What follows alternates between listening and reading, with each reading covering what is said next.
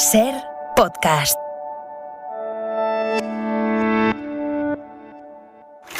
¡Acción!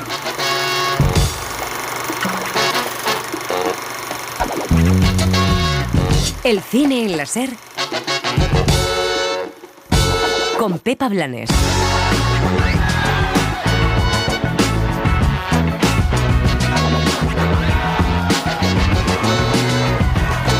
La vuelta de Avatar es uno de los acontecimientos cinéfilos de este año. James Cameron ha tardado 13 años en conseguir la tecnología necesaria para esta película de aventuras que tiene todo para triunfar en taquilla. El sentido del agua conecta todas las cosas.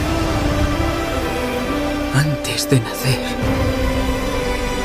y después de la muerte. Es el mega estreno de la semana y del mes, pero hay más propuestas como After Sun, una de las óperas primas que encabeza las listas de lo mejor del año. Historia de memoria, paternidad y duelo que dirige la escocesa Charlotte Wells. Oh my God, what even is that? These are my moves. God, that's so embarrassing. That's not embarrassing. En Cannes se vivió como una fiesta el regreso de un veterano, el polaco Jerzy Skolimowski, volvía al cine con una fábula sobre la Europa racista y sobre el maltrato animal en EO. ¡Feliz cumpleaños, tío! El cine francés saca pecho de sus novelas juveniles como El pequeño Nicolás, una especie de Manolito Gafotas galo en la animación. Sí, le pego mucho.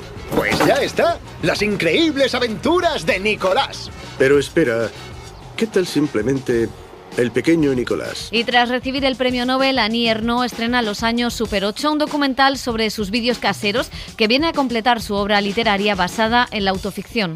Au final, la caméra se tourne vers les éléments du décor. Ces objets que nous avions choisis un à un chez les antiquaires. Otro documental, El techo amarillo, que indaga en las denuncias por acoso sexual en el aula de teatro de Lleida durante décadas. Lo firma Isabel Coixet. Era como un dios para nosotras, que le admirábamos. Lo que él decía se hacía. Se hacían ejercicios donde había mucho contacto, mucho piel con piel. En televisión nos vamos a detener en una de las series españolas de la temporada, La Ruta, sobre la ruta del bacalao en Valencia. Una serie de Borja Soler con Alex Moner y Claudia Salas. Mira, la primera vez que yo entré en SPU, yo no daba crédito, Nano. Yo no me podía imaginar lo que estaba viendo, la gente, la ropa, los bailes, las luces, la música.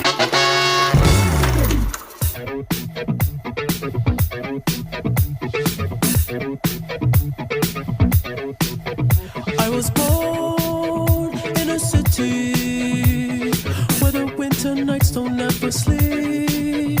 So this life's always with me. The ice inside my veins will never bleed.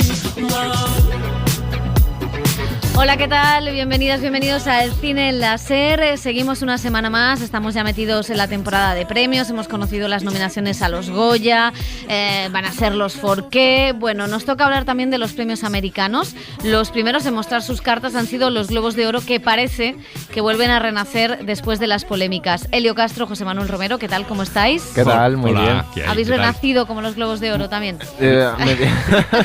Lo intentamos. Bueno, renacer a medias de las polémicas, porque realmente renacen con más polémicas, porque alimentan nuevas polémicas. O sea, esto es un bucle infinito. ¿Qué os han parecido estas nominaciones? Porque por un lado están dos blockbusters de la temporada como Top Gun y Avatar, que ahora comentaremos la película de James Cameron, y por otro, pues Steven Spielberg, ¿no? Como la otra fuerza a ganar los premios. No sé si los Oscars seguirán esta tendencia.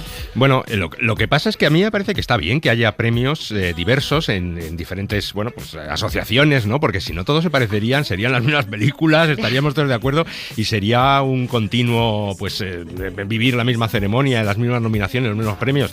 Pues los Globos de Oro y los Oscar quizá tienen que ser más comerciales que los premios, los Spirit Awards en Estados Unidos y algunos otros más, ¿no? O sea, que a mí me parece que tienen todo el sentido del mundo que sean más comerciales. Luego se puede decir, pues es verdad que no hay ninguna directora nominada. Pues es verdad. Pues es verdad que lo es, que podían serlo. Pues sí, vale. Claro, lo que sorprende es que precisamente dos pelis sobre el Me Too, una de ellas sobre Weinstein, se ha quedado completamente fuera de los Globos de Oro. De todas maneras, es cierto que la Asociación de Periodistas Extranjeros Premieros en Los Ángeles ha intentado este año que haya un mayor número de periodistas fuera de la Asociación de Periodistas de Los Ángeles que voten, ¿no? Y entonces ha ido preguntando a diversas asociaciones, sobre todo de periodistas latinoamericanos, para que voten en estas nominaciones y en los Globos de Oro. Sí, la cuestión es que ya no solo es que no haya ninguna directora nominada entre las 5, que ha sido un año de grandes producciones dirigidas por hombres, y los Globos de Oro se pueden plegar a ese sistema, sino que entre las 10 películas, 5 de comedia y 5 de drama, ninguna la dirige a una mujer, y ya no es por una cuestión de cuotas, ¿no? Sino que creo que es verdad que los premios tienen que mirar al gran público, y en este caso creo que lo hacen, pero el cine de autor americano o un cine más independiente creo que este año se ha quedado en un segundo plano, y que no hay una película tampoco potente que pueda competir con el despliegue de un Avatar, un Top Gun, el seguimiento, un Elvis, que está ahí Austin Butler también como gran favorito entre los actores. Entonces la carrera de premios al menos es interesante por la óptica que han tomado los Globos de Oro al nominar también actrices, actores, o lo mucho que ha gustado, por ejemplo, Almas en pena de Inisherin, que también creo que sí que consolida la carrera para los Oscars, que tendrá presencia todo a la vez en todas partes. Es una película así que esa es más indie, pero que ha sido un bombazo de A24, que también tiene los actores de llegar a los Oscars, con lo cual es interesante. Lo que pasa es que chirrían algunas cosas todavía. Sí, algunas cosas chirrían. Bueno, vamos con Avatar, que la hemos mencionado varias veces en esta conversación de los Globos de Oro. Está nominado James Cameron como director, también Avatar como película. Avatar, el sentido del agua, segunda parte de aquella película que en 2009 revolucionó el 3D, lo petó en la taquilla, se quedó en el imaginario colectivo, que eso no es nada fácil, y le dio unos cuantos premios en su momento a su director James Cameron. Eso sí, no el Oscar. Ha tardado 13 años en montar esta entrega, porque decía que necesitaba crear la tecnología necesaria. It's important for a sequel to honor what the audience loved about the experience the first time. Y decía en una rueda de prensa en Londres que era importante para una secuela honrar a la primera parte, pero también a partir de ahí innovar y sorprender a la audiencia. Eso es lo que decía en esa premier mundial a la que acudieron pues también los protagonistas, Zoe Saldana, Sam Worthington, personajes que regresan a este universo de Pandora, que ahora son padres, que tienen 4 hijos y nuevas amenazas. El ejército americano está más fuerte que nunca, va a por ellos, así que huyen a una aldea donde sus habitantes viven bajo del agua. Vuelven los humanos. Nos dan caza. ¿Cuál es el plan? Este es nuestro hogar. Esta es nuestra familia. Desde aquí nos defenderemos. ¡Protege al pueblo! Entre los nuevos fichajes, actores y actrices jóvenes, Stephen Lang como el villano y Kate Winslet como una matriarca marina batiendo el récord de buceo, o eso dicen, y reuniéndose de nuevo con Cameron después de Titanic. Con la actriz estuvimos en Londres. Me emocionó mucho que me lo pidiera. Los guiones eran increíbles y cuando James Cameron me habló del personaje que quería que interpretara, me pareció fenomenal.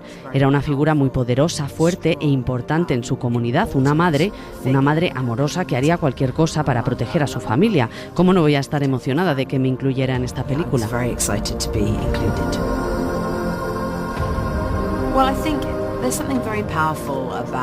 Hay algo muy poderoso en contar una historia que, como dices, habla del medio ambiente y el cambio climático, la comunidad y la familia, la diversidad y la inclusión, todas esas cosas. Estamos hablando mucho de todas esas cosas ahora, pero especialmente lo están haciendo los más jóvenes. La generación más joven es la que va a cambiar el mundo. Nosotros podríamos haber hecho mejor el mundo, pero ellos están apasionados para cambiarlo.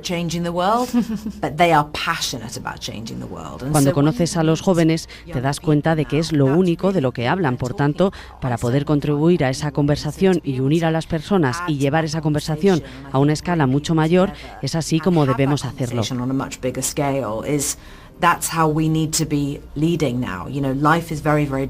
La vida es muy diferente, no podemos simplemente ir a hacer una película y dejarlo ahí. Tenemos que saber que las cosas que decimos y las cosas que traemos al espacio creativo son importantes y que tenemos que utilizar nuestras palabras de manera inteligente, nuestra voz creativa con seguridad.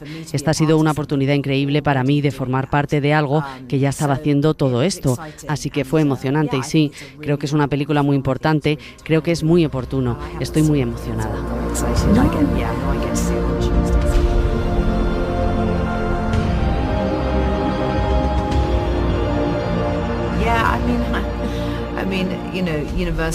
Sí, claro, es algo universal para cualquier padre.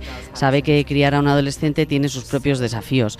Creo que es muy ingenioso como James Cameron trae todos esos elementos de la paternidad al mundo de los Navis, porque claro, no tienen iPhones, pero sigue siendo lo mismo con los adolescentes. Es muy inteligente tener a estos jóvenes adolescentes en la película porque eso cambia también sus movimientos. Es divertido ver cómo cada detalle se refleja realmente en estas versiones que no son de los personajes que interpretan los actores.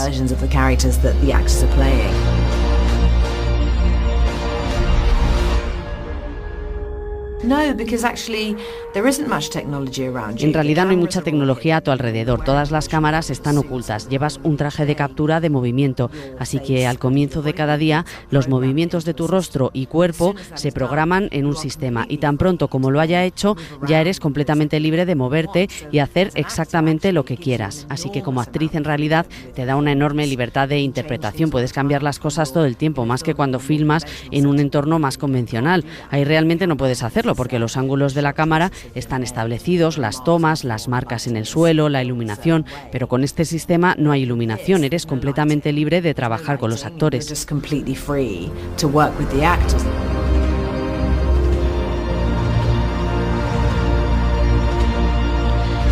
Bueno, decía Kate Winslet que era libre, que era muy fácil trabajar no con James Cameron, eso no lo dijo, tampoco dijo lo contrario, no vamos a ser malos, pero bueno, ha vuelto esta película, es un acontecimiento para los cines, la preventa es espectacular ya, esperemos que remonte la taquilla anual. ¿Qué os ha parecido esta vuelta de Avatar? ¿Está más vacía de contenido? ¿Qué ha hecho Cameron con la tecnología? La historia es más simplona, me parece Sí. a mí, en general, más adolescente. Los protagonistas son avatares adolescentes o navis adolescentes o estas criaturas. Es una película que va a llevar a mucha gente joven al cine, ¿no? Quizá con respecto a la primera tenía un mensaje mucho más adulto que esta, para mí, ¿no? Según lo que recuerdo. Tecnológicamente está muy bien, el 3D es espectacular y sobre todo algunas escenas son espectaculares, y luego de las 3 horas y pico que dura la película, para mí la primera parte está muy bien como presentación de los personajes, de la acción, luego tiene una parte media que es como un National Geographic espiritual, un documental subacuático, de ecológico, de lo que vamos a perder si los océanos, en fin, todas estas cosas. Y luego la tercera parte me pareció un homenaje a Titanic por parte de James Cameron. Y a Liberad a Willy. Y a Liberad a Willy también, y donde no se necesitaba una tabla para que haya polémica y que los personajes se puedan salvar o no salvar, pero vamos. No, te quiero decir que la película, dentro de las 3 horas y pico, yo me la esperaba mucho más plomazo. Me entretuvo, estuve viéndola muy agradablemente, sin que me apasione muchísimo la película en sí.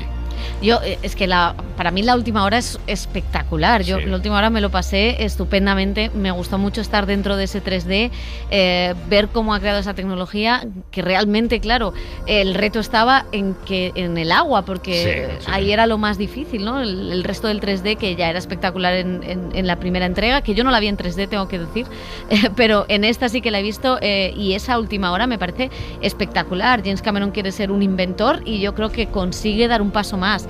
El problema es que cuando has tardado tanto en hacer una película porque te faltaba la tecnología, que las 2 primeras horas tengan una historia que se repite, tengan un guión que deja personajes o cosas abiertas, que te muestra a la hija de Sigourney Weaver porque sí. Quiero decir que se hace como, ya no solo que la historia sea simplona, que entiendo que puede ser una historia más pequeña o más corta porque tú lo quieres dar todo a la acción. El problema es que el propio guión da unas vueltas un poco sin sentido, ¿no?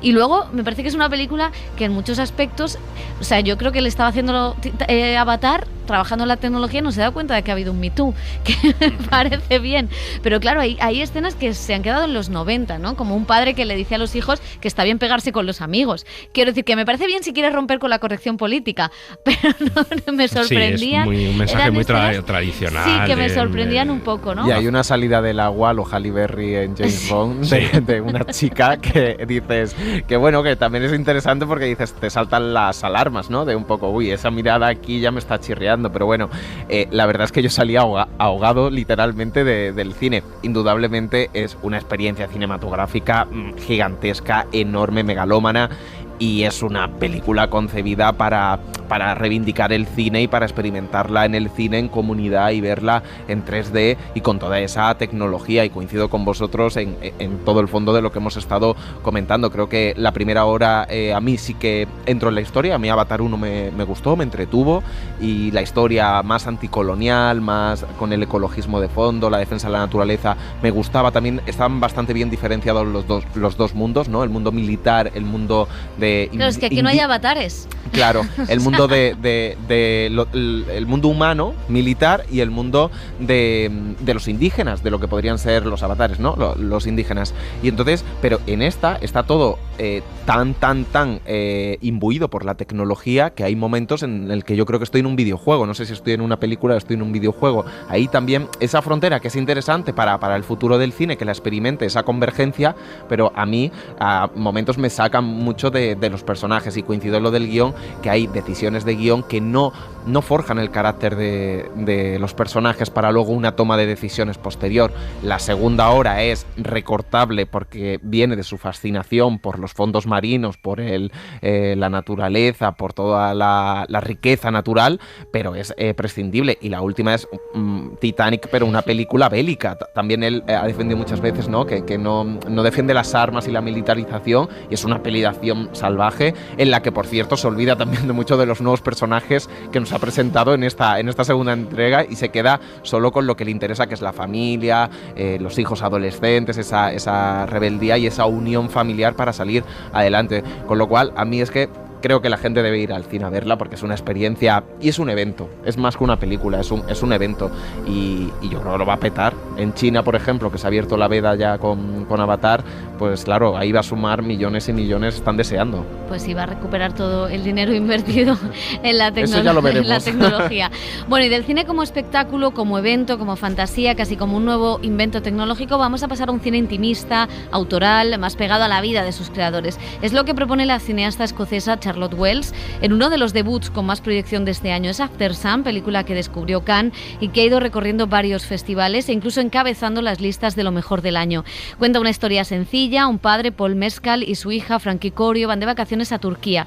Los recuerdos de esa niña ya adulta van mostrándonos la relación entre ambos, el peso de la memoria, de la pérdida, a través de imágenes que simulan vídeos caseros, sensaciones, canciones que nos llevan a los 90. I love you. Love you. Fue al final de la escuela de cine cuando estaba pensando en cuál sería mi primer largometraje y estaba hojeando álbumes viejos y vi una foto de mi padre conmigo cuando él tenía más o menos la edad que yo tenía en ese momento.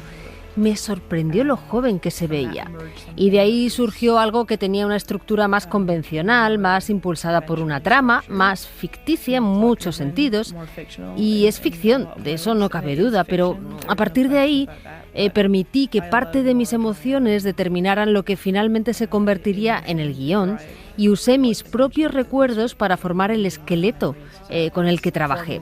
Creo que ese proceso hizo que la memoria formara parte de él. Lo hacía inseparable de lo que intentaba expresar. It made it inextricable from what I was trying to express. Why don't you go over and introduce yourself? Dad, no, they're like kids. Why don't you go over and introduce yourself? I think of memories I have as images, and I think Los recuerdos que tengo son imágenes, y creo que eso se debe en parte a que grabamos imágenes de tiempos que han pasado, y eso empieza a influir en la forma en que recordamos las cosas y qué cosas recordamos. Las grabaciones que tenemos son casi puntos de referencia, como una mitología en cierto sentido sobre la que se construye el recuerdo. Y en cierto punto creo que es difícil saber si uno recuerda el momento o si recuerda a la imagen. La sensación del momento frente a la sensación de mirar la imagen me parece muy complicada. The feeling of the moment versus the feeling of looking at the picture, I think is really complicated. Did you ever move back to Scotland? No. Why? There's this feeling once you leave where you're from that you don't totally belong there again. We determined a common palette across certain spaces. Decidimos utilizar una paleta común de colores para ciertos espacios de la película. Por ejemplo, la habitación de hotel es el espacio más cálido y el hotel más grande que visitan es un poco más guay, que tiene su propio tono. Planifiqué esas variaciones siempre teniendo en cuenta que la cuadrícula de colores era una parte importante de la película. Queríamos que se sintiera muy presente a pesar de que estaba ambientada en el pasado. No queríamos que la paleta de colores apareciera apagada. Queríamos que fuera rica y saturada, y de hecho el director de fotografía y yo recuperamos nuestras propias fotografías navideñas y las utilizamos como base para determinar el aspecto de la película. Photographs, and we used those as the basis for determining the look of the film. Temazos. Yeah, temazos, you know. Hey. In English. Yeah. A really great music in the middle of everything. It's true. Temazos. Yeah, the music was really fun. It was La just a música really fue algo muy divertido. Una parte muy alegre fue trabajar en ella. Era el indicador más claro de una época. No queríamos que ese periodo nos distrajera, queríamos que fuera auténtico, pero que no nos distrajera. Y el significado más obvio, como digo, fue la música. Y la pregunta no era cuál es la mejor banda sonora que puedo crear, sino qué música sonaría. La mayoría de la música popular eran canciones antiguas. Pensé que las listas de reproducción de los protagonistas eran un poco diferentes. Uno escuchaba más música de los 80, la otra más música pop contemporánea de finales de los 90, y había algunos temas que tenían la idea de incluir. Tender de Blur era uno con el que había jugado antes de la producción y me pareció que tenía su lugar en la película, y otros, como la secuencia final con Under Pressure, fue un momento de descubrimiento y locura. A altas horas de la noche tuve la idea y por alguna extraña cosa funcionó. And for some strange reason it worked. Pues la verdad es que hay muchos temazos en After Sun, maravillosos, porque la música británica de los 90 es alucinante. Ahí suena la Macarena, que es el pequeño peaje que hay que pagar para ambientar en un hotel de Para que Turquía. sigan viviendo los del río. Exactamente. Bueno, José, ¿te ha emocionado After Sun? Me ha emocionado muchísimo. Entiendo que sea una de las películas de la temporada en Estados Unidos, bueno, en todo el mundo, ¿no? Y que esté muy en la conversación para los Oscar, para los premios independientes, los círculos de la crítica americana. Tiene todo su peso porque es un debut imponente por lo que cuenta, pero sobre todo cómo lo cuenta, ¿no? Porque al final está contando el recuerdo de una hija que tiene de su padre, y como todo recuerdo y como la memoria, pues la memoria juega con la distorsión, juega con el vacío, y ese vacío lo puedes rellenar pues cintas caseras o imágenes, y en esa confusión o en esa línea entre lo recordado, lo quizás sabido y las propias imágenes, no está la película. A mí me gusta que tiene una parte, pues el propio amor de un padre y una hija, que es precioso, pero luego me gusta mucho que es una película también como misteriosa y enigmática, que tú intentas, según la experiencia que haya tenido quizá cada uno o cómo lo entienda en el visionado de la película, intenta entender qué le pasa a ese padre, cuál era la relación con su hija, qué fallaba, ¿no? Hay gente, lo he hablado con compañeros, que detecta rápidamente cuál puede ser el problema de este padre, que no queda ni siquiera claro en la película, y hay gente que pensamos otra cosa, sospechamos otra cosa, y entre ese misterio, el amor, la ambientación, los colores, como comentaba la directora, es una película preciosa, conmovedora y de las más bonitas para ir al cine también en este final de año y en Navidad. Es preciosa. Sí, la verdad que es muy íntima y es un debut total, porque solo había hecho tres cortometrajes que tienen mucho que ver con la película. Y de repente Barry Jenkins la ficha, le produce After Sun, y After Sun llega a Cannes, y Cannes aupa a esta directora británica que ya está viviendo en Nueva York, que ya está haciendo pues sus siguientes trabajos, y que cuenta una historia personal, porque su padre también murió cuando ella era pequeña, también era un padre muy joven cuando la tuvo a ella. Es curioso que en esos hoteles a los que van por Turquía, ellos dicen queríamos ir a España, a Marbella, pero al final vamos a Turquía, fueron a Turquía de vacaciones, les confunden casi como hermanos, ¿no? Cuando son padre e hija, y la verdad es que es una sencillez, una manera de contar los recuerdos, de cambiar esa propia historia, de entender por qué tu padre desapareció en ese momento. No vamos a decir nada más. Se intuye la enfermedad mental, se intuye la diferencia de clases, se intuye un problema de trabajo, se intuyen muchas cosas, pero como dice José, no se dice nada, ¿no? Y me parece que está contado de una manera muy bonita, muy sutil, con la música, con el color, con esos esos hoteles, ¿no? Con esos veranos, que creo que todo el mundo podemos un poco conectar, ¿no? Con esos veranos un poco medio... que es, al final es una historia de adolescencia, porque es una niña que está siendo ya adolescente, ¿no? O sea que creo que hay muchos temas... Que también se está autodescubriendo a ella misma mientras autodescubre la relación con su padre desde el presente y desde el pasado, ¿no? Entonces es que la peli tiene muchas capas, pero todo muy sutil.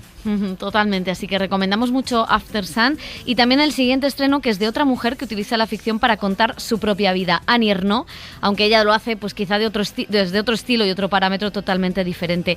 Ella y su hijo han realizado su primera película, Los años Super 8, un documental formado por vídeos caseros que sirve a la Premio Nobel para contar su lucha como mujer, sus recelos de clase y la historia de la Europa reciente. Es un complemento perfecto a su obra literaria. Ce qui me frappe dans les toutes premières images qui ont été tournées, c'est le caractère de happening théâtral auquel l'arrivée de la caméra dans la famille a donné lieu. Un happening imaginé par mon mari, qui a saisi le moment où je revenais avec les enfants de l'école et des courses au supermarché. Y contaba la Premio Nobel que descubrieron ese material, que su exmarido había comprado una cámara y hacían todos los viajes, retrataban a la familia, estaba allí ese material, lo descubrieron, lo visualizaron y decidieron hacer una película narrada por ella misma, que hablaba precisamente de cuál era su condición de mujer. Je pense aussi, c'est un autre aspect de mon travail, qui est de parler. Decía que durante todo su trabajo y también en esta película ella había intentado hablar de su posición como mujer, de su rol. Aquí aparece cuando ella está, bueno, pues más alejada de lo que es el núcleo familiar, de cómo la familia va cambiando. Ella luego se separa, empieza a tener toda su ebullición literaria. Y lo que es muy curioso del documental, aparte de que es un complemento a su obra literaria, son sus viajes. Ella rechaza venir a España porque aquí estaba un dictador, que era Franco, y solo viene cuando Franco muere, pero sí va al Chile de Allende y descubre toda, pues, todo ese aura de libertad, de cambio, ¿no?, que se experimentaba. Y la verdad es que es una película, a mí me ha gustado mucho. A mí mucho, y además es que es una narradora excepcional, ¿no? Un documental narrado sobre imágenes de archivo, solo dura 1 hora, se puede ver en Filmin que lo estrena, y hay cosas muy interesantes por su propia condición, ¿no? La culpa siempre que ha tenido por si no iba a poder vengar a su pueblo, a la clase obrera casi, como escritora. Luego las contradicciones de viajar a lo mejor a un resort donde no está en contacto con la población local, sino solo con turistas, su fascinación con el Chile de Allende, pero que al año fue el golpe y los militar. Y los Sanfermines en España, que es curioso, también la fascinación por en España, pero vamos, hace un tourné por toda Castilla-León, Salamanca, Zamora, y va contándolo, y también cómo se va deteriorando la relación con su marido, que es paralela a la adquisición de esa cámara Super 8 y al fin con la separación de que se separan, ¿no? Y cada uno se lleva una cosa y luego lo revisionan, y ha ayudado también a modelar la propia memoria de sus hijos junto a ellos. Yo creo que es un documento familiar muy entrañable, muy político, como es ella, y que está muy bien hecho. Y si antes hablábamos de Avatar como uno de los acontecimientos del cine de Hollywood, para el cine europeo uno de los momentos importantes del año tuvo lugar en Cannes, con el regreso del director polaco Jerzy Skolimowski, actor, pintor, guionista, entre otros de Polanski. Presentó en el festival EO. Es una fábula sobre un burro que recorre Europa y en la que va mostrándonos el maltrato animal, la esclavitud, el racismo, todos los miedos del creador superviviente del Holocausto, que ganó el Gran Premio del Jurado.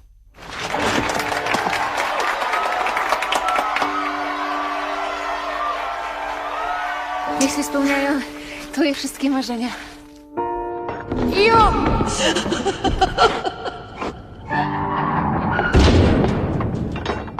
Domyślam się, co się wydarzy. Estoy aburrido de una especie de narrativa lineal en el cine. Veo películas contemporáneas de nuestro cine y muchas veces sé lo que va a pasar. Lamentablemente, muchas veces tengo razón.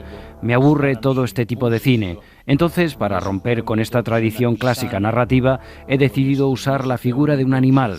Tener de protagonista un animal ayuda porque primero no hay diálogos. Con los diálogos siempre hay problemas en las películas porque o están mal escritos o están mal interpretados. La figura de un burro me ha ayudado a no tener diálogos. Con esta película he intentado encontrar nuevos terrenos en el cine contemporáneo.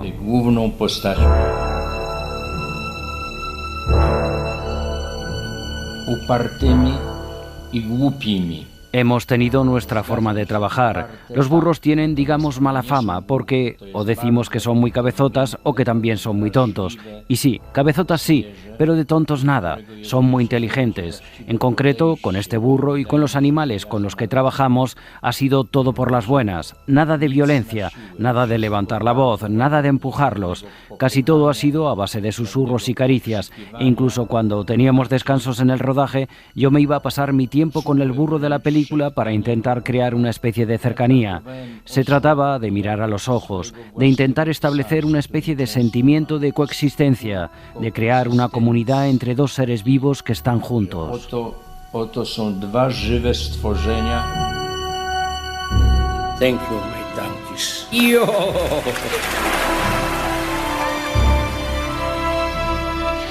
Hasta 6 burros hubo en el rodaje para rodar la película, ninguno sufrió daños.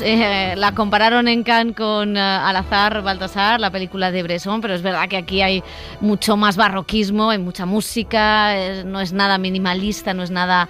pero bueno, a mí me gustó mucho. Le preguntamos en la entrevista si conocía a Juan Ramón Jiménez y Platero y yo, pero no lo conocía. Y las películas de la Mula Francis tampoco. Tampoco conocía a la Mula Francis, no era Skolimowski un hombre de muchas palabras. Es uno de los directores favoritos, por cierto, de Enrique Vilamatas, el escritor. Y la verdad es que la película a mí me ha gustado ese recorrido por esta Europa, el hablar del racismo, del surgimiento de la extrema derecha en alguien que, como Polanski, pues ha vivido tantas cosas tristes, ¿no?, en esta Europa, y que ahora, alertado por todo eso, decide hacer esta fábula, que es una road movie, que es cine inmersivo, que son muchas cosas y que se opone a sus 90 casi años que tiene este director, que ha hecho películas muy rompedoras, de repente un revulsivo, porque era una de las películas más diferentes de Cannes, ¿no? Frente a un realismo, un retrato quizá más distinto. Él propone esta locura de seguir al burro por la Europa, recorre varios países y saca a Isabelle Huppert. O sea que a mí la verdad que compro bastante, y cuidado porque está ya en todos los premios internacionales. Cuidado, no, porque va a pasar la lista, la primera criba de los Oscar, y que no esté entre las últimas 5 nominadas a Mejor Película Internacional. Y es que hubo mucho vacile en Cannes, ¿no? La película del burrito gustó a unos. El burrito sabanero. Claro, pero el burrito sabanero en un templo como Cannes, al que Skolimowski ha ido ya, pero en el que dices, bueno, esta película, y la verdad es que yo la vi y me sorprendió muchísimo, porque sí que logra, lo que decía Pepa, esa inmersión total en lo que te está contando, en una película apenas sin diálogos, pero en la que tú acompañas realmente, visualmente, a ese burro, contemplando de una manera pesimista, como entiendo que Skolimowski mira a esta vieja Europa que él ha contemplado todos los horrores, ¿no? Como la mira ahora, mirando a través de los ojos de ese burro. Y entonces pues tiene una parte tierna, a la vez una parte muy violenta, porque la banda sonora de Pavel Mikietin, que es fantástica, es como agresiva con todo lo que va pasando, y luego incluso tiene una parte divertida, ¿no? Que el burro acaba pues en un partido de fútbol, acaba en un carro, y habla del maltrato animal, de la xenofobia, del fascismo, del fanatismo, de todos estos temas de una manera muy delicada, y al final también tiene un punto poético y muy pictórico, como él decía que también había estado pintando estos años, ¿no? El uso de los colores, el rojo, la saturación cromática que tiene la película, a mí me parece muy estimulante y una película súper interesante. Pues nada, dejamos a Skolimowski y volvemos al cine francés, que adapta uno de sus fenómenos literarios juveniles, El pequeño Nicolás.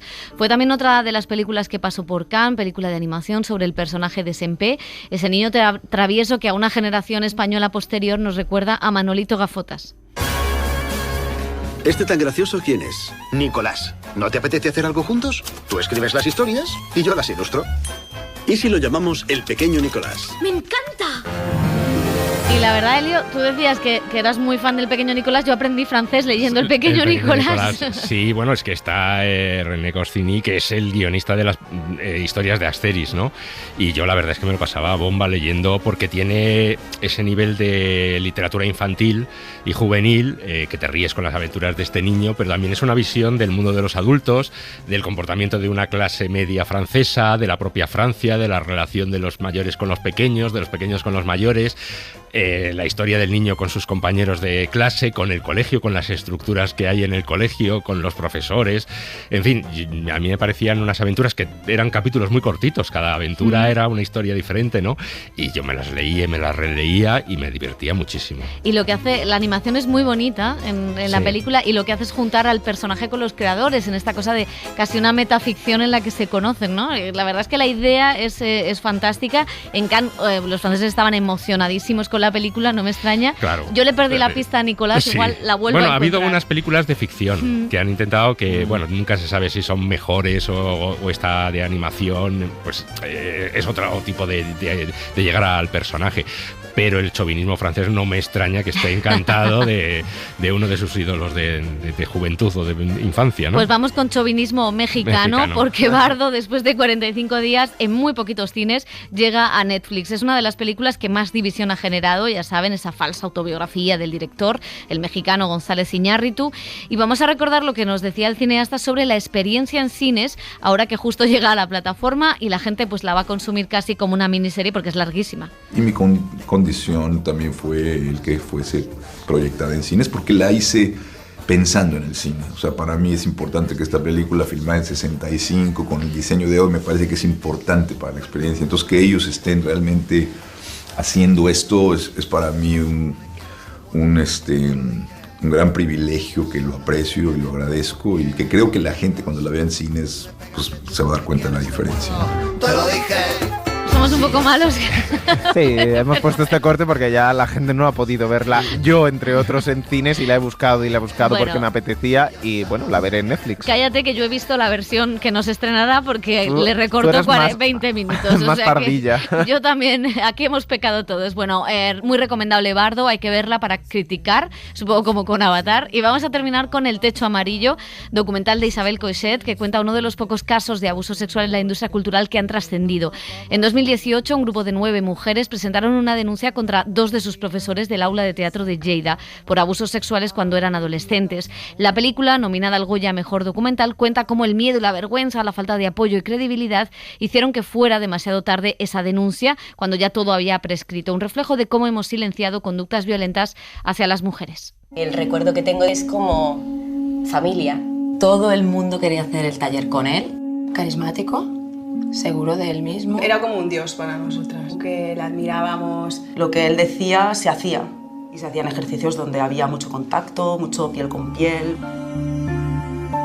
El silencio que aparece en la pieza también es un silencio que también me interpela, ¿no? ¿Cuántas veces a lo mejor yo he girado la cara o me he callado con cosas que me han pasado, o he visto algo y he hecho como que no estaba, ¿no? Creo que eso es lo peor, y quizá, no sé, yo diría, bueno, seguro que ellas igual tienen otra opinión, pero quizá lo que peor han llevado ellas es el que de repente cuando rompen el silencio, pues hay parece que hayan hecho algo, ¿no?, tremendo, que se quieren cargar una institución, ¿no? Cuando, yo insisto, si hay unas personas que defienden esta institución, la Obra del Teatro de Lleida, son ellas. En ningún momento este escenario se contemplaba, vamos. Y ahora mismo me siento, pues eso, muy feliz de haber transformado algo doloroso y una lucha que a nivel legal pues no ha tenido el recorrido que nos hubiese gustado que tuviera, haberlo transformado en algo tan bonito como lo que ha hecho Isabel con nosotros. Pero el motor que siempre nos ha impulsado, al menos a mí, ha sido el hecho de hacer esto por las que vienen y por las que vendrán, y por las que todavía no se han atrevido a hablar, por los que todavía no se han atrevido a hablar, porque es un tema muy importante, hay que ponerlo en el foco, y aquí estamos, y contra viento y marea lo que haga falta.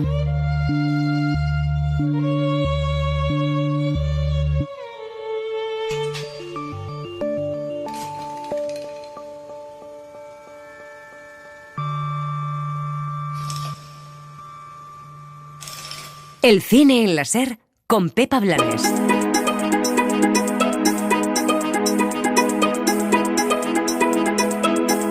Las series.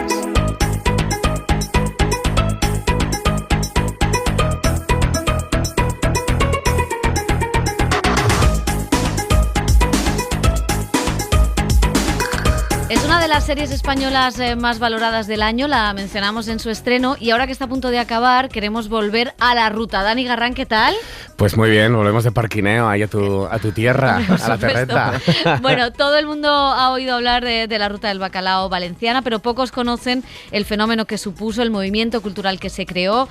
La serie de A3 Media Player Premium analiza su origen y también su relevancia. Sí, el paso del tiempo, como dices, no ha sentado bien a la concepción que tenemos de La Ruta, y la serie, que estará en emisión, pone en su sitio a este movimiento cultural que nació en los 80 en Valencia. La ficción nos sitúa en el centro de esa vorágine de fiesta, pero también de creatividad, donde 5 amigos retroceden desde su despedida en la Ruta Destroy hasta la primera vez que entraron en Barraca. Un viaje inverso de más de 10 años, donde los personajes interpretados por Alex Moner, Claudia Salas, Ricardo Gómez, Elizabeth Casanovas y Guillem Barbosa nos llevan de la mano a una reflexión de nuestro pasado más reciente en los baños de una discoteca. De mañana es una muestra de...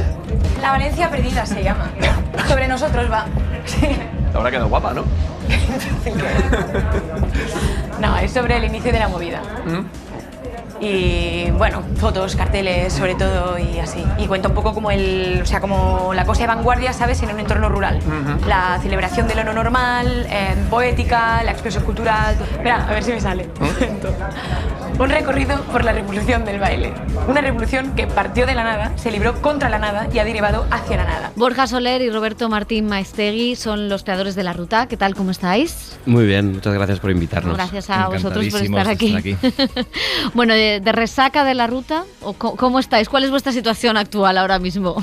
Pues ahora mismo, no sé si a ti te pasa, pero con esto de episodio semanal, yo estoy viviendo como un estreno cada semana, ¿no? Entonces como con cierta tensión y disfrutándolo también, pero bueno, como viendo cada semana a ver las reacciones de la gente y todo eso. Totalmente, sí, es bonito, porque como va semana a semana, sí que no hay amigo que no te escriba, ¿no? Como acabo de ver el 6, además es una serie, ahora hablaremos, pero que como cambia mucho a lo largo de cada de la temporada, creo que mola mucho porque vas notando como la sorpresa de la gente ante cada capítulo, ¿no? ¿Y cómo surge la idea de crear, de decir, vamos a hacer La Ruta?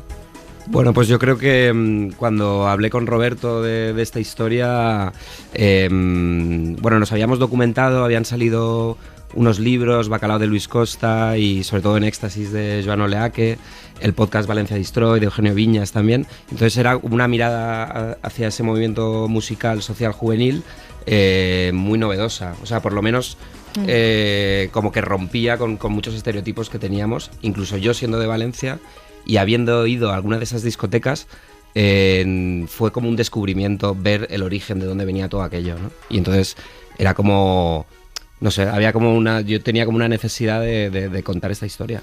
Sí, a ver, o sea, todo el proyecto nace de Borja. Yo recuerdo la primera vez que quedamos, eso, hace como 4 años, y me dijo que iba a hacer una serie sobre La Ruta del Bacalao. Yo pensé lo que todo el mundo... ¿Qué le ha pasado a Borja? Claro, ¿qué le ha pasado a Borja y qué me va a pasar a mí, ¿no? Porque era como, bueno, pues lo que hablamos, ¿no? La imagen que se ha quedado como de cliché era la que tenía yo. Entonces fue muy guay, porque el proceso ya de documentación y con todo lo que Borja me contaba y lo que íbamos leyendo era descubrir un mundo y un universo del que no tenía ni idea absolutamente. Y a lo que hablábamos, hay una imagen preconcebida, sobre todo de gente que no la vivimos generacionalmente o que nos pilló lejos geográficamente, un poco de una etapa de nuestra historia oscura, ¿no? Relacionada con las discotecas, con las drogas, con desfasar. ¿Eso fue un impedimento para vosotros a la hora de acercaros a ella o de venderla o de meteros un poco en ese mundo? Sí, sobre todo fue al principio, cuando teníamos un primer desarrollo de una serie que era otra serie, ¿no? Empezamos a hablar de ella, a moverla por plataformas y tal, y sí que es verdad que había gente, o sea, la mayoría de la gente con la que nos sentábamos no entendía qué había de interesante en todo aquello, sobre todo en la mirada que queríamos trasladar, ¿no? Porque yo creo que la gente se esperaba una historia casi como un thriller, ¿no? Con camellos, discotecas, ¿sabes? O sea, casi, ¿no? Una cosa casi criminal, ¿no? De las oscuridades de todo aquello. Entonces, claro, nuestra mirada era como, no entendemos, estáis hablando de La Ruta y nos estáis contando, ¿no? Esta cosa contracultural, de vanguardia. Entonces, costó, y de hecho hubo un par de años que el proyecto se quedó un poco en pausa. Y luego yo creo que gracias a estas relecturas que hubo de estos libros y del podcast y tal, como que la gente ya se empezó a creer lo que les estábamos contando, ¿no?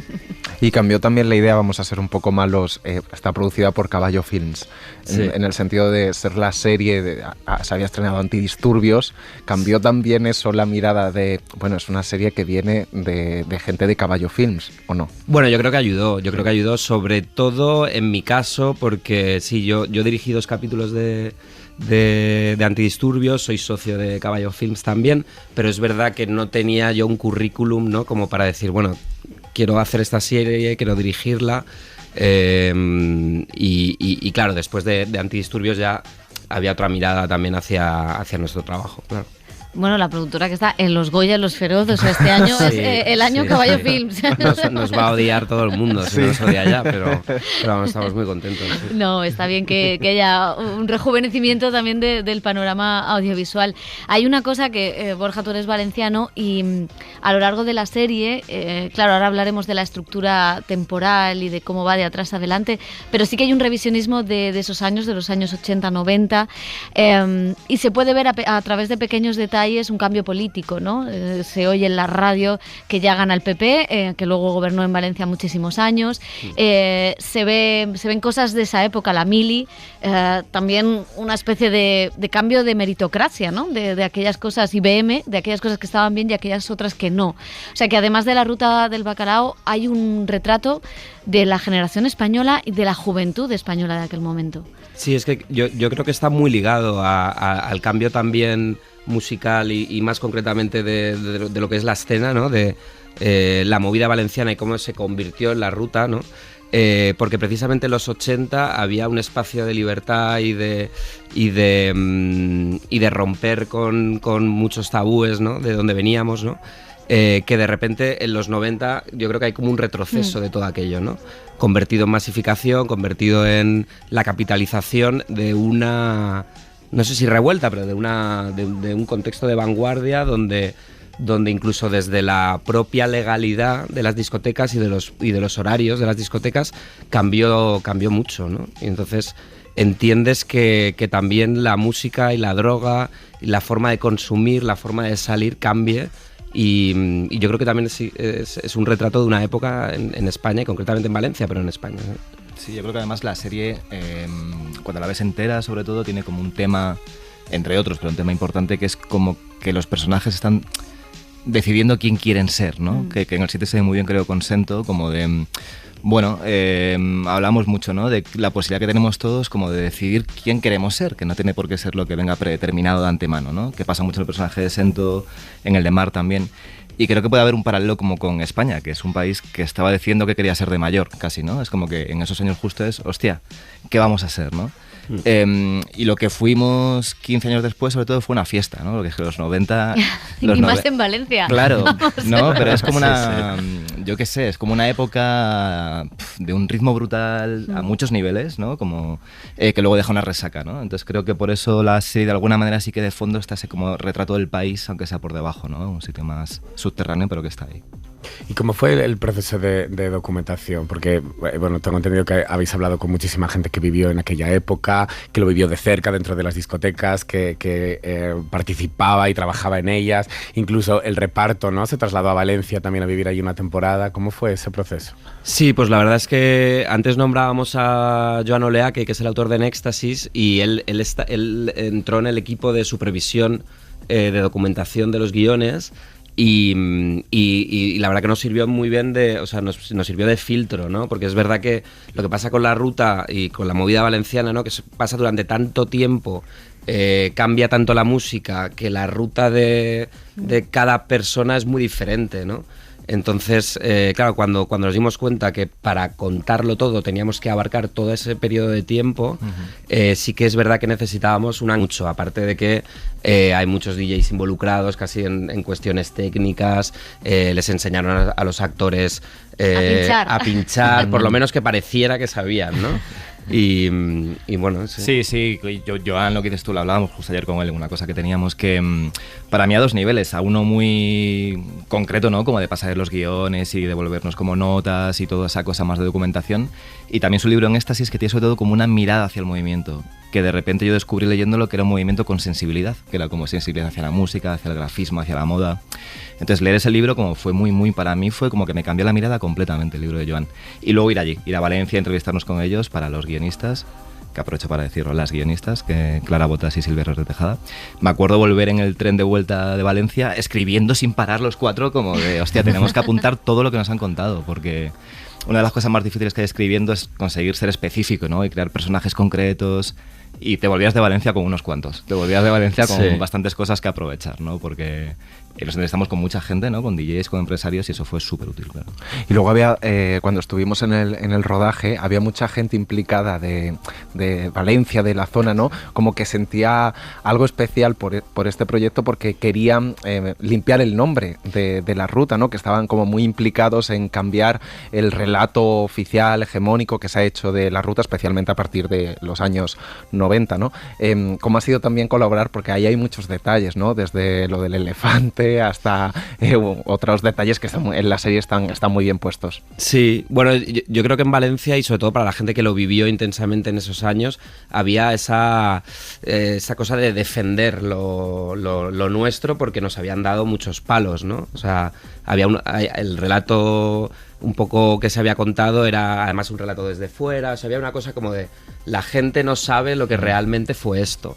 Y entonces, antes Pepa decía, ¿no? Pues yo tenía familiares que lo habían vivido, que conoces muchas historias, y entonces yo creo que eso se trasladó a toda la gente del equipo de Valencia, incluso a la figuración, que la figuración era, la mayoría de gente era gente entre 18 o 20 años, que obviamente les pillaban lejísimos. Claro. Pero había algo ahí como contar lo que habían vivido mis padres, y de sentirlo ahí, de estar bailando horas y horas y horas como los teníamos a los pobres, pero no bajaba la energía, ¿sabes? Había algo de estamos contando algo que es nuestro, ¿no? Y que hasta ahora no habíamos tenido la oportunidad de hacerlo. Además se nota mucho porque lo que decía de hablar con la gente, con DJs y tal, pero bueno, con DJs o con taxistas o con farmacéuticos o sea, que se nota mucho cuando vas, que es un fenómeno que todo Valencia vive como algo muy suyo, porque bueno, el otro día que tuvimos una cosa en Valencia, me acuerdo al volver en el taxi, claro, como le digas, ¿a qué has venido a Valencia? No, a lo de la ruta. Hostia, te voy a contar. Y ahí es como lo que dicen en Argentina, ¿no? Como el fútbol, que todo el mundo conocía a Maradona o no sé qué. Pues aquí todo el mundo tiene algo que decirte sobre la ruta, ¿no? Entonces eso es maravilloso. Y la idea visual, porque claro, hay varios directores, está Carlos Márquez Marcet, está Belén Funes, tú diriges también. ¿Cómo es para que una serie, no sé si habéis ejercido de showrunners también, para que todo esté, porque sí que hay una continuidad visual, una continuidad sobre todo la serie tiene gestos. El gesto del caracol del capítulo, de los caracoles de la paella del capítulo 2 es maravilloso, por cierto. Gracias, pues realmente yo ahí sí que estuve un poquito más encima. Después de la experiencia con Antidisturbios también, con Rodrigo, sí que marcamos una especie como de guía estilística, y que en este caso, como que abarcaba tanto tiempo, de alguna forma también queríamos trasladar visualmente y de tono y de pulso, que cada capítulo tuviera una identidad. Entonces sí que la idea era que la evolución fuera de los primeros capítulos, sobre todo de los 90, que tuviera como esa mirada más desde fuera, con una cámara más estilizada, que además respondiera también a lo que yo entendía que era el movimiento en esa época, ¿no? Como una cosa más desde fuera, más afilada, más oscura, y que poco a poco, a medida que llegan los capítulos de Belén y los de Carlos especialmente, y el último que vuelvo a dirigir yo, con una cámara más encima de los personajes, como más vivirlo desde dentro, ¿no? Como los 90 se queda algo como, ¿no? Una mirada desde fuera. Y yo creo que espero que haya quedado un poco un regusto de todo aquello, ¿no? Ha quedado bien. Y hablemos de esta estructura de la serie, de ir del final al principio, ¿no? De esa etapa de la adultez a la juventud, y las diferentes formas de narrarlo, esos juegos de luces, de cámaras. ¿Por qué elegisteis esta estructura y qué retos supuso? Porque supongo que también con el tema de Raccord y tal había un reto ahí. Bueno, yo creo que había una idea como clave, un ancla fundamental, que era el viaje de la oscuridad a la luz, que lo decimos mucho, ¿no? La idea era empezar con los primeros capítulos que de alguna forma reflejan una imagen de la ruta que tiene el público general más interiorizada, pero que poco a poco llegáramos a ir abriendo puertas, enseñando esas partes del origen del movimiento que nosotros descubrimos, ¿no? Leyendo y documentándonos, y que de alguna forma trasladárselo al espectador, ¿no? Que ese viaje que hicimos nosotros se viera en la serie también. Y al mismo tiempo también funcionaba muy bien como metáfora del grupo de amigos, ¿no? En los primeros capítulos, cuando ellos son más mayores, hay una herida abierta entre ellos. Yo creo que eso se ve y que de alguna forma también responde al movimiento, ¿no? Y poco a poco, a medida que vamos yendo hacia atrás, vemos como el grupo ya vas descubriendo cosas, ¿no? O sea, como que la pregunta sea ¿qué ha pasado aquí?, ¿no? Que lo que te enganche sea al ir hacia atrás, sea, bueno, esta pareja han tenido algo, no sabemos todavía muy bien qué es, pero lo vamos a ir descubriendo, ¿no? Sí, hablábamos, bueno, la encontramos trabajando la forma, ¿no? O sea, quiero decir que por supuesto no fue la forma antes que la historia, sino que cuando teníamos la historia de repente empujó esa forma, ¿no? Decíamos, claro, también la ficción siempre tiene que ir hacia lo que no conoces, y aquí lo que no se conocía era el principio de la ruta, no el final, que el final es lo que ya tenías en la cabeza, ¿no? Y luego también nos interesaba mucho, que yo esto lo digo mucho, que es muy curioso hablar con la gente ¿no? que lo ha vivido, por ejemplo, los comentarios que hay en YouTube, que hay un montón de sesiones de la época y tal, ¿no? Y tú ves los comentarios que son increíbles, son gente, no puedo parar de llorar escuchando esto, porque son gente que está hablando no solo de la ruta, sino de los mejores años de su vida, seguramente, ¿no? Entonces esa cosa de la ruta recordada, de alguna manera, ¿no? De cómo se ha ido mitificando en sus cabezas, nos parece también como muy interesante, ¿no? Te decíamos, es una serie recordada, nos gustaba mucho pensar que de alguna manera cada capítulo están como recordando lo que han vivido, ¿no? Y eso iba muy bien eso con el grupo de amigos, ¿no? Nos parecía como de repente muy emocionante ese espejo que hay, creo que este es el capítulo 1 y luego el 8, hostia, es como un espejo, ¿no? Que funciona muy bien precisamente por el contraste que hay entre los dos. Sí, sobre todo porque como el espectador ya sabe cómo van a acabar, ¿no? Entonces es una cosa como muy bonita, ¿no? O sea, ver de repente cómo se conocen, que es lo que contaremos en el capítulo 8. Pero tú ya sabes cómo van a acabar. Lo decimos tranquilos, pero ajenos, ¿sabes? Pero... Ojo, spoiler. Es difícil... Bueno, no, se puede spoilear esta serie muy bien. Sí. No, pero es bonito, pero también es muy arriesgado, porque en los momentos, ¿no?, que vimos de consumo audiovisual, tú ves el piloto, es un piloto que yo decía, es un piloto sobre las cenizas de algo que te están contando. Claro. Entonces, generar el interés para ir acompañar hacia atrás cada capítulo, lo explicáis bien y tiene todo el sentido, ¿no? Pero sí que hay un riesgo tremendo, porque luego incluso hay capítulos que es cara A y cara B, entonces son como van juntos, como... o sea que la estructura es original, pero también muy arriesgada. Total, sí, de hecho fue como escritores fue muy guay, porque fuimos como pillando el truco, o sea que ¿no? Como lo comparamos mucho con la estructura de un vinilo, decimos, como que es casi como un disco, que son 8 canciones, ¿no? Y en el medio hay como... le das la vuelta al vinilo y sigue sonando, ¿no? Con la cara A y con la cara B. Pero esto que decimos así, que queda muy bonito, y el vinilo y tal, nos generó obviamente sudores, porque claro, es una estructura que te obliga a algunas cosas, pero fue especialmente interesante, creo. Y también para los actores me parece que lo fue. O sea, para todo el mundo fue como un reto que... O sea, escribir siempre obliga a reescribir constantemente, pero en esta serie especialmente, porque de repente descubrías algo, pero por ejemplo descubrías algo escribiendo el 4 y decías, bueno, pero es que esto tiene que tener un eco en los anteriores que ya tenemos escritos. Ale borra. Claro, entonces era como todo el rato, ¿no? Total. Por otra parte también se demuestra que el pasado también se inventa, ¿no? O sea, quiero decir que luego tampoco era tan distinto en el fondo, ¿sabéis? Porque es como, bueno... yo qué sé, siempre tiene algo como de relato, ¿no? Como te cuentas a ti mismo. Entonces también era muy interesante decir, hostia, qué bonito es inventarse el pasado de alguien, ¿no? Que es... bueno. ¿Y la habéis visto del 8 al 1? No lo hemos capítulos. Yo de momento es un poco rayuela esto también. Claro, sí, lo decimos cuando mucho, termine los capítulos que queda nada en emisión, pues es una opción que también tiene, bueno, vosotros y el espectador, ¿no? Lo que sí que hice es que cuando teníamos el montaje de imagen cerrado, nos encerramos un fin de semana con los protagonistas y les puse la serie, ¿no? Inacabada, porque faltaba toda la parte de postproducción, pero me apetecía tener ese momento con ellos y que la viéramos todos juntos. Y estuvimos un día que nos vimos los 8 capítulos, que acabamos como a las 2 de la mañana de ver el último, y de repente fue una cosa de, vamos a ver el primero otra vez. ¿Sabes? Como es que necesito entender mejor también, ¿sabes? Porque es verdad que esa estructura... para nosotros a la hora de escribirla pues será un reto en muchos aspectos, y entendemos que también para el espectador lo es, porque Bueno, por eso que también comentábamos antes, ¿no? Que los primeros capítulos tienen esta cosa como muy fría, muy distante, no sabes muy bien, ¿no? Es una presentación de personajes, pero cuando ya has acabado con ellos y entonces... bueno, pues esperamos que la gente se enganche. O sea, lo habéis hecho para tener más visionados. Está muy bien. El tipo es mercantilista para que lo vean. Queréis reposiciones, claro. como en la tele lineal. Pero sí que es bonito, creo que pasan cosas, claro, que resignifican todo lo que has visto, ¿no? Que eso yo creo que si nos ha salido medio bien, yo creo que es lo chulo, ¿no? Que de repente ves el 7, a lo mejor dices, hostia, vale, entiendo un poco mejor todo, ¿no? Me lo vuelvo a ver, Claro, venga, un play más. Oye, hablabais de los actores que los habíais encerrado. Tenía su reto, porque, bueno, pues eso, no solo por la estructura de la serie, sino también porque tenían que pasar por valencianos y cogéis a un prota catalán, en la que te has metido.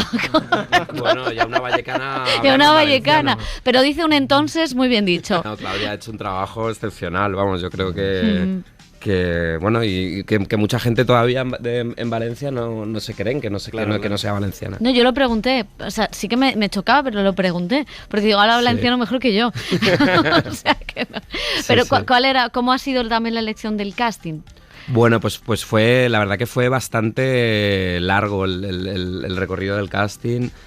Con Blanca Jabaloy, la directora de casting, estuvimos viendo a muchísima gente, pero es verdad que con este proyecto desde el principio había como mucho interés y tuvimos mucha suerte porque había mucha gente que quería que le hiciéramos casting, y fue, o sea, vimos a mucha gente, o sea, fue como, pero a los mejores actores para mí, de su generación, y es una generación que son todos tan buenos, que la verdad que lo disfruté bastante.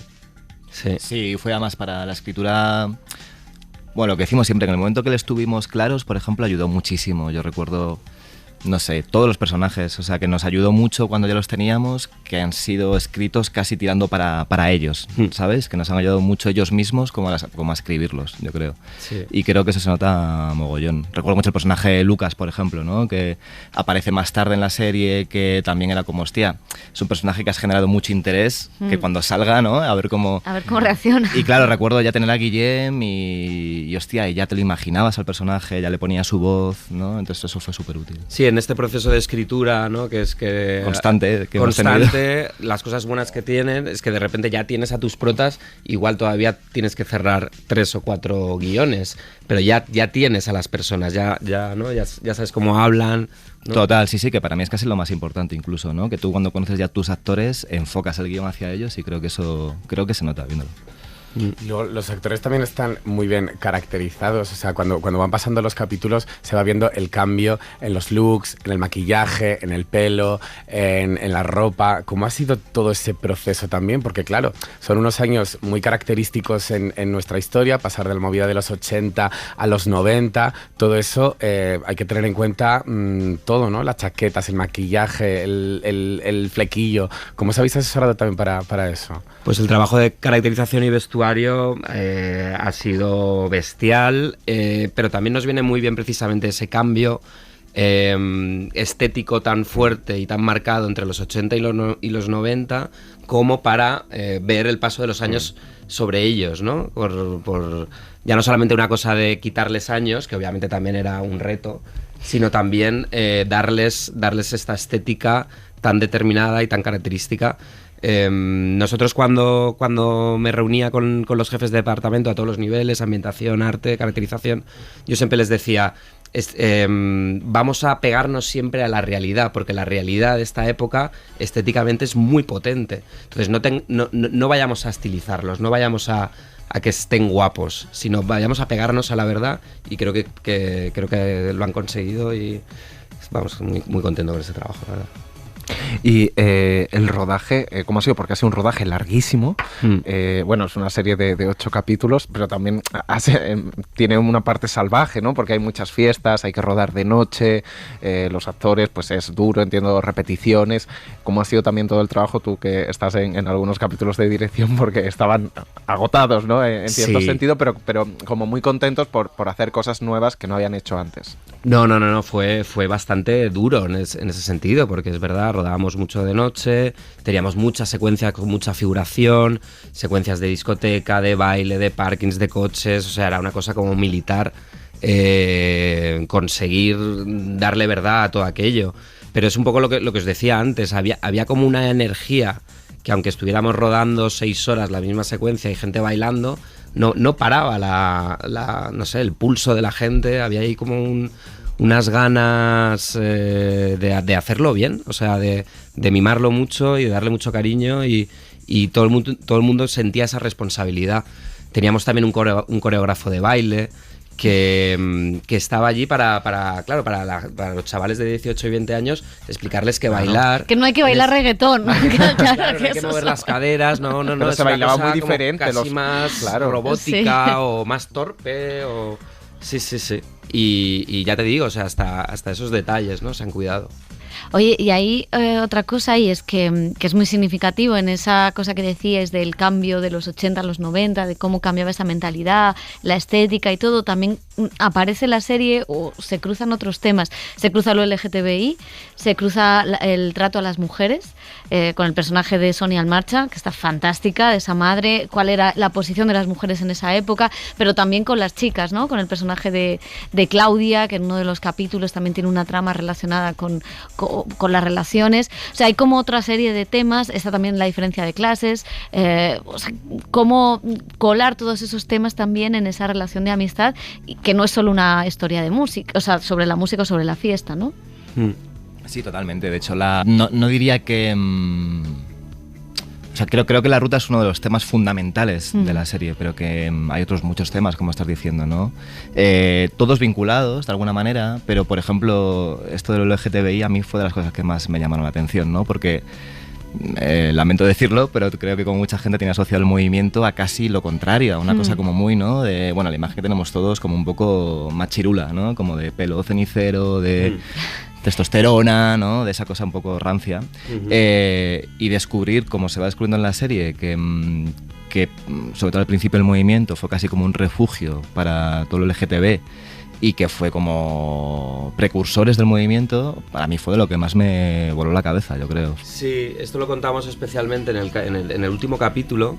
Y fue también otro descubrimiento, ¿no? O sea, alrededor de las discotecas había un espacio de libertad y luego también para era las como, mujeres también. Y para las mujeres y como intersocial, o sea, de repente ahí se juntaban los modernos de Valencia con la gente de pueblo que tenía la discoteca al lado de casa, entonces iban ahí y al mismo tiempo se estaba escuchando una música de vanguardia que en esa época en Valencia era prácticamente imposible de escuchar porque la radio no ponía esa música. Todavía había muy pocas tiendas de importación de discos. Claro, sí, eso también era un ejercicio brutal porque, claro, lo que nos contaban era que si... Porque yo qué sé, era como, no, es que Barraca molaba mogollón porque ponía esta música. Claro, es que la única forma de escuchar tu canción favorita a lo mejor era Barraca. Claro. Porque no había otra manera. Entonces, claro, eso ya es un cambio como bestial, absolutamente. Y luego es que estaba diciendo, claro, cuando nos decían, por ejemplo, que es muy guay... Claro, yo soy del 86, entonces he vivido la generación, yo creo, de salir de noche... y que si eras un poco especial no podías entrar en la discoteca, ¿no? Era como tenías que llevar zapatos, no sé qué. Y esto era lo contrario, hasta el punto que nos decían que si no ibas especial, si ibas como normal, era un poco como, joder, hombre, pero ponte algo un poco guay, ¿no? Yo qué sé. Los especiales entraban. Claro, antes, sí. ¿sabes? Había una cola para los especiales que no tenían que hacer, bueno, que no tenían que hacer la cola. Vamos. Claro, entonces sí. si ibas vestido pues lo más estrafalario, lo más moderno posible, era como, no, tú para adentro seguro. Entonces, bueno, esa celebración de lo especial, ¿no? De la ruta, sobre todo en el principio del movimiento, creo que está reflejado en esos capítulos y luego que el hombre empieza a bailar en estas discotecas, porque antes el hombre estaba pegado a la barra y se juntaba igual para ligar con las mujeres y tal, pero que en estas discotecas por primera vez había una cosa de, bueno, el hombre también puede bailar sin que sea mal visto, que eso, ¿no? Hay algo como de cambio ahí también que sucedía en estas discotecas, ¿no? Sí, luego tramas muy familiares también, ¿no? Creo que la familia es un tema importante también en la serie, ¿no? De los hermanos.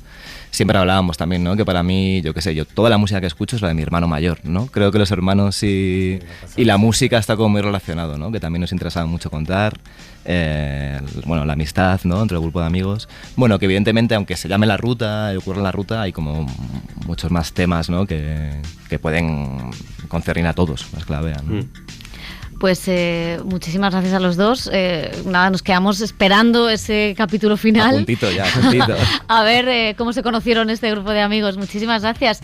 Y esperamos temporada 2. Ahí estamos, ¿no? Esperamos temporada 2. Pues nada, así acabamos el programa. Muchas gracias, chicos. Gracias. Adiós. El cine en la SER con Pepa Blanes.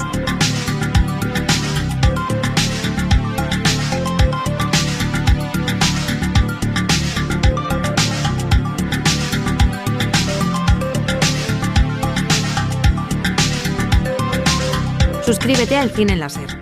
Escúchanos en directo en la SER los sábados a las 7:30 de la mañana y los domingos a las 3 de la madrugada. Cadena SER. La radio.